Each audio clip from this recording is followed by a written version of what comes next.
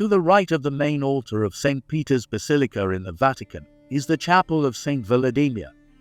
It features a depiction of the prince holding a cross in his right hand and the church of St. Sophia in his left.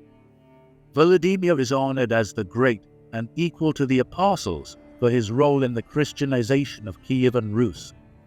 However, critics of the Catholic Church see the proclamation of Volodymyr, a man with a controversial past, as a saint to be the height of cynicism and hypocrisy.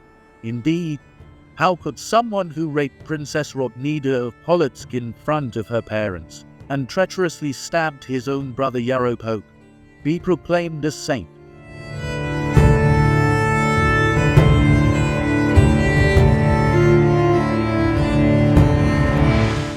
Saint Volodymyr was the illegitimate son of Prince Sviatoslav, born to a slave girl, Malusha. In 970, his father installed him as the ruler of Novgorod. After Sviatoslav's death at the hands of the Pechenegs, the eldest son Yaropolk took his place in Kiev. Volodymyr fled to Sweden to avoid the fate of his second brother Oleg, who was killed by Yaropolk. Soon he returned with a Viking army to claim the throne. On his way to Kiev, he sought the alliance of Prince Rognida of Polotsk by asking for the hand of his daughter, Rognida. However, she scornfully replied, "I don't want to take off the shoes of a slave," implying she didn't want to marry a slave's son. Volodymyr's ego was wounded. He took Polotsk, raped Rognida in front of her parents, and then killed them. He then treacherously murdered his brother Yaropolk and took his pregnant wife, Julia, who had once been a nun brought to Yaropolk from Byzantium by Sviatoslav. Volodymyr was notorious for his sexual promiscuity.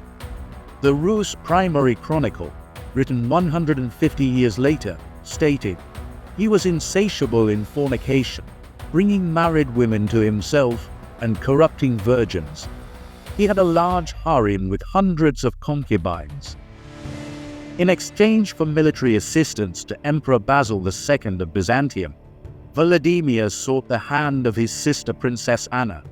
The Byzantines tried to deceive Volodymyr, but after he captured Korsun in 988, they baptized him, and he married Anna. Following the marriage, he dissolved his harem and became a model Christian. After returning to Kiev, Volodymyr destroyed the wooden statues of Slavic pagan gods. Subsequently, he exhorted the residents of his capital to the Dnipro River for baptism. The Christianization of Kyivan Rus opened the doors to Byzantine religion, culture, knowledge, and new political alliances, undoubtedly boosting the development of Volodymyr's state for centuries to come, earning him the title equal to the apostles. So why did a fratricidal and lecherous man become a saint? What opponents of the church see as hypocrisy is actually a manifestation of God's great mercy. A wild Viking, rapist, and murderer changed his behavior because God does not want the death of the sinner, but that he should live. Just as Christ not only pardoned the persecutor of Christians, Paul, but also made him an apostle to the nations, the same way the fratricidal Volodymyr became a saint, equal to the apostles.